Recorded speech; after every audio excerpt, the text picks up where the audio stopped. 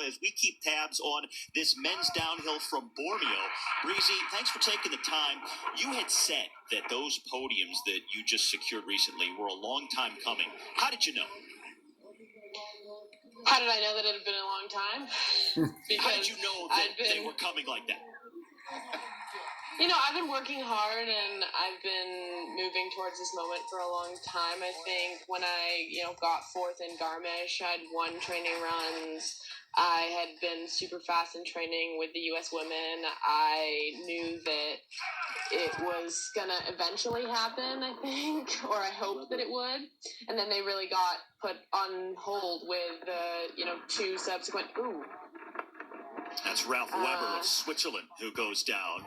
One of several crashes we've seen today in Bormio. And now, Breezy, for someone who's had some serious leg injuries yourself, got to be tough to see a crash like that as Weber bounces back up.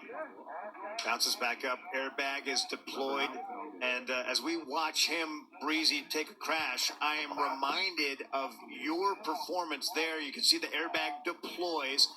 But when you wound up on the podium in Val d'Isère, it was on the heels of two season-ending crashes, and maybe you can put us in the mindset of the people that remain in the start, having seen this many crashes. Yeah, in Val d'Isère, I didn't really know exactly how bad it was and that everybody was kind of going down in one particular spot. I think here it's very similar. Most guys are going down on that kind of top jump. I think you really just have to trust in yourself and your process and know that your plan is good and continue to have confidence, because I always say confident skiing is safe skiing.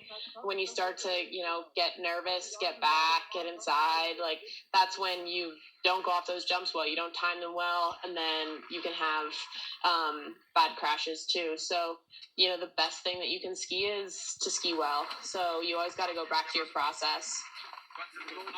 And maybe even go back to your youth. Let's go back to yours. We got a photograph of Dad. I know your dad, Greg, is very involved in ski racing. Tell us what your early days were like on skis. It seems like the ski lift there is under some strain. My dad taught us to ski in our yard and driveway. We have a little bit of a hill kind of around our house, but bunny hills are practically flat, so you can kind of teach kids to ski anywhere. But he was my first ski coach. He coached me in Kelly Canyon, and that was like this little tiny ski hill, and really, my dad tried to learn as much as he could about skiing and teach it to my brother and I. And I guess I was a little bit of a better student than my brother was. Go ahead, Pino. What I wanted to ask, too, is that your parents, they did not grow up necessarily, as you pointed out, as ski racers, but gained this passion sort of midlife. And I want you to tell the story about their honeymoon. They really took skiing to heart. Yeah, my mom didn't ski until she was in her 20s. She's from Washington, D.C. There's not a lot of skiing around there, but she really fell in love with the sport. She became a big fan of the sport. My dad was a big fan of the sport and had kind of, started traveling around, got to know some coaches, and was working with some of the U.S. ski team coaches. And they were invited, I guess, to go to Whistler Blackcomb and the men's downhill at the time. There was a World Cup men's downhill there. They went and they spent their honeymoon in Whistler with my dad probably videoing most of the day. I don't think my mom was invited on the slope at all, so...